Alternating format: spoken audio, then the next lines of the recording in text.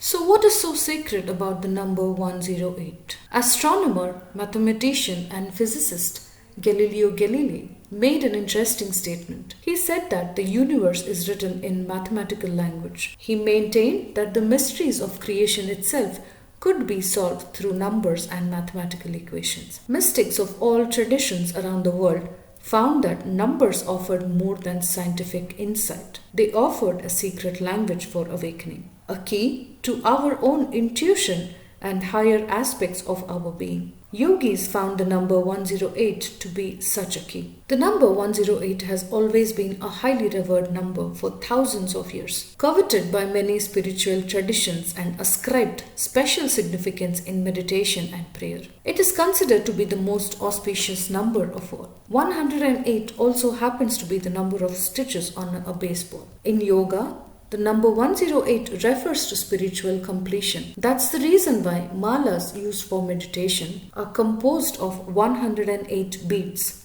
with an additional miru bead, which when reached prompts the practitioner to count the mala beads in reverse orders. The pranayam cycles are often repeated in 108 cycles, and even sun salutations are often completed in 9 rounds of the 12 postures, which when multiplied adds up to 108. Ancient yogis believed that we can attune ourselves to the rhythms of creation by completing practices in rounds of this sacred number. 108 seems to be a mysterious number that connects the ancient world to the modern world and also connects the physical realm to the metaphysical realm. The number 108 is sacred in mathematics, geometry, astrology, numerology, and in many world religions and spiritual traditions. Let us look at some of the reasons why 108 is considered to be a sacred number. It represents the unity and wholeness of existence. According to the mathematician Leonardo Fibonacci, who was born around AD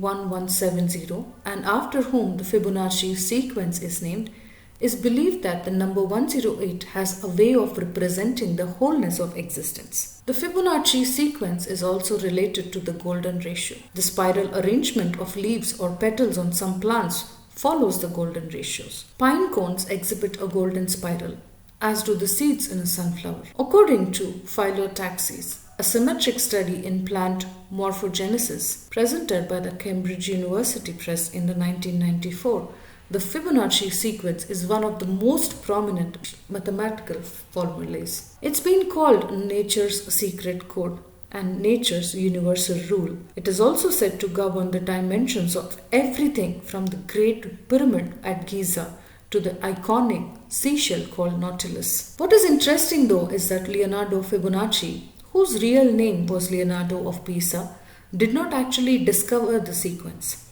Instead, the ancient Sanskrit text that used the Hindu-Arabic numerical system first mentioned it, and those predicate Leonardo of Pisa by centuries. To fully understand the significance of the number, it is necessary to understand the numerical signs of decimal parity. In many ancient cultures, the Egyptian or the Indian, the decimal parity was used as a way to understand the truth of numbers. The distance between the moon and the earth is 108 times the diameter of the moon, but only once a month, because according to NASA, the moon's orbit around the earth is not a perfect circle, but more of an ellipse. Similarly, the distance between the earth and the sun is 108 times the diameter of the sun. The earth's orbit around the sun is, however, also an ellipse. And so on September 18th or 19th, the distance of the sun from earth is usually 108 times that of the sun's diameter. Considering the number of days in a leap year, that is 366 days,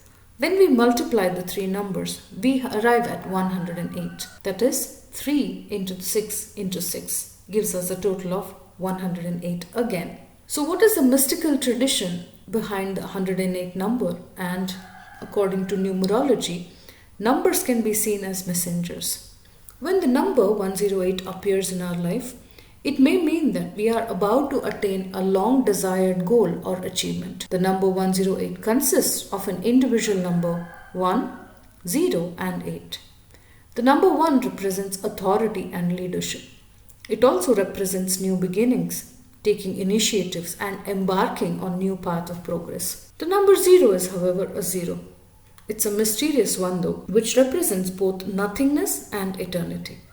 But when combined with other numbers, it will amplify the vibrational influence of the other numbers. The number 8 is related to power and influence, abundance and achievement, and the power to manifest desired outcomes. When this vibration becomes dominant in our lives, we can expect to wield a greater amount of influence in the chosen area of interest or in our professional life. Another explanation is 1, 0, and 8.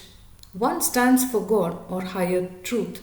0 stands for emptiness or completeness in spiritual practice, and 8 stands for infinity or eternity. It may be also taught as a special number or a special combination that represents the number 9. Number 9 is considered to be a highly spiritual number and entrusts us with a high spiritual energy associated with altruism and humanitarianism. So when number 9 shines through the number 108, it signals that we should share our gifts and abundance with those less fortunate than us. The abundance we attract, we must remember, has come to us by aligning with the divine source. Conversely, when we align our thoughts with the divine source, our whole attitude changes and we become generous, altruistic, and benefactors of the world. Naturally, all the while maintaining a sense of gratitude for all that we have. The divine source keeps giving without expecting anything in return.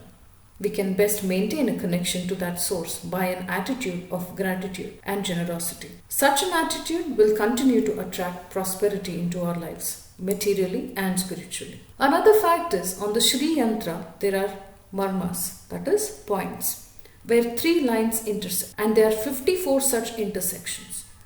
Each intersection has masculine and feminine qualities, which represents Shiva and Shakti. So 54 into 2 equals 108. Thus, there are 108 points that define the Shri Yantra as well as the human body. Another fact is the heart chakra.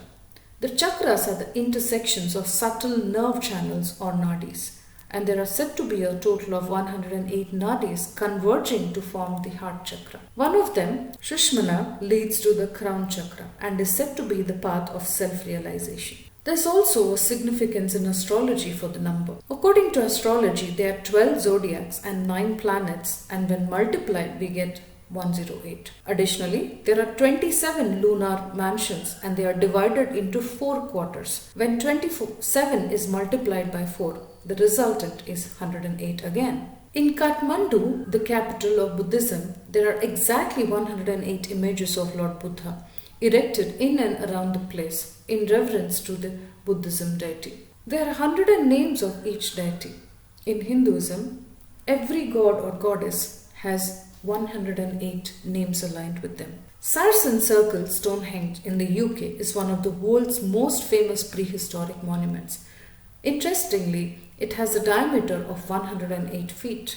The structure of the monument is similar to that of Ngom Bakhen, an ancient Shiva temple located in Cambodia. The temple also has 108 towers around it. So looking at the theory and the culture and the importance of the number 108, we may say that the sacredness began in ancient times, but it is not likely that the origin will be discovered.